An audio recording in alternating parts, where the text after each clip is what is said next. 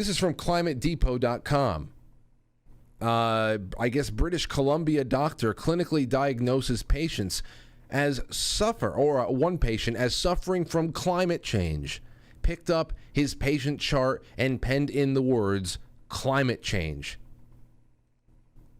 There he is.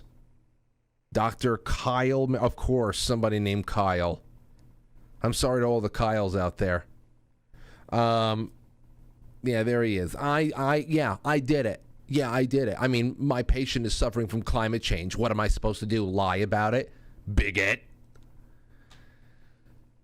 Climate change enters the ER for the first time in his 10 years as a physician. The ER doctor picked up his patient chart and penned in the words climate change. If we're not looking at the underlying causes, we're just treating the symptoms. We're just going to keep falling further and further behind. He told we talk about underlying causes all the time over here, and we're told to back off because we're disinformation agents. But if the underlying cause is something as ridiculous as climate change, anthropomorphic climate change that is, because the climate changes constantly over the history of this planet, then of course you can do things like this as a doctor. He told Glacier Media when asked why he did it. At the time, Merritt said he hoped another family physician would read the chart and one day consider drawing a straighter line between their patient's health and climate change. The response was immediate. Roughly 40 doctors and nurses at the small hospital, all busy trying to manage a pandemic and their regular professional lives, came together under the banner that Doctors and Nurses for Planetary Health. Under the planet. So they made this new thing. Doctors and Nurses for Planetary Health. I guess it's like a more socially acceptable Architects and Engineers for 9/11 Truth. But you see, underlying causes of 9/11, you can't investigate that. Like I said before, climate change, you can. Starting Thursday at noon, Lau says the nonpartisan group is calling on provincial government to, among other things, declare an ecological emergency and end subsidies to the fossil fuel industry. Now listen, I don't want subsidies for the fossil fuel industry as well, but you do understand what that's going to do to your energy costs in the immediate. You pull them all, and then of course you start realizing just how many things are made with petroleum. So they're trying to push us into a post-industrial world. All right? They'll never have to live in teepees and cardboard boxes. They'll never have to go without meat. They're going to live just fine. And once again, this goes into the satanic conversation that we're going to have a little bit later in the show.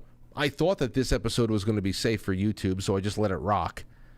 But maybe not. I've already said very triggering things. But here's what it comes down to. We're talking about ecological emergencies and doctors and nurses getting together and petitioning their government to take action. And here comes Al Gore. Here comes Al Gore from Zero Hedge, authored by Steve Watson over there at Summit News. Headline: Al Gore's latest solution to climate change is mass surveillance. Speaking from the private jet and super yacht owners gathering, otherwise known as COP26 Summit, Al Gore touted his latest solution to curb carbon emissions: mass surveillance via satellites, sensors, and artificial intelligence. In the interview with MSNBC's resident skeleton woman, Andrea Mitchell, Gore, sorry, I try to keep my straight face with most of these things, and I usually get through. Gore declared that technology created by so-called Climate Trace Coalition will monitor greenhouse gas emissions and root out the culprits. Quote, "We get data consistently from 300 existing satellites. More than 11,000 ground-based, air-based, sea-based sensors, multiple internet data streams, and using artificial intelligence," Gore explained, adding that, quote, "all the information is combined, visible light, infrared, all the other information that is brought in, and we can now accurately determine where the greenhouse gas emissions are coming from: China, India, and some parts of Africa that have been industrialized, which are now being controlled by China.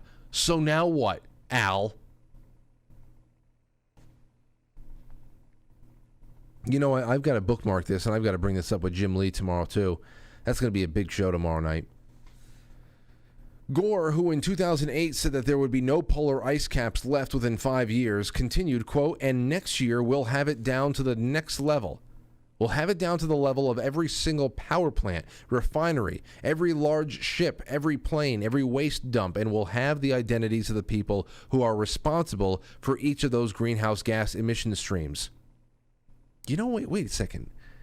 Didn't Gina, what's her name, say this before the Senate years ago? What the hell was her name? I got to look into this. To the identities of the people who are responsible for each of those greenhouse gas emission streams. If investors or governments or civil society activists want to hold them responsible, they will have the information upon which to base their action in holding them responsible. Wow. Wow. Wow. I can't man, this is another moment where it doesn't matter what platform I'm on. The things I want to say cannot be whispered in the dark. What Gore and his 300 satellites will find is that it is the elite super rich luxury class who are the world's largest polluters. New research by the Institute of European Environmental Policy and the Stockholm Environmental Institute had found that by 2030 the carbon footprints of the wealthiest 1% of humanity are on track to be 30 times larger than the size compatible with limiting global warming to 1.5 degrees Celsius by the end of the century. The Paris Agreement's more ambitious temperature target. The report notes that current trends continue. If they continue, the richest 1% will account for 16% of global CO2 emissions in 2030. The paper notes that, quote, they increasingly drive the extent of global inequality and likely have a greater impact on the political and social acceptability of national emissions reduction efforts, and adding, it is therefore notable that in all of the major emitting countries, the richest 10% and 1% nationally are set to have per capita consumption footprints substantially above the 1.5 degrees Celsius global per capita level. So, what is this? Nafkot Dabi said the following: the emissions from a single billionaire space flight would exceed the lifetime emissions of someone in the poorest billion people on Earth. And that's what these rich assholes are doing right now. They're taking chances and they're taking turns being shot up into orbit.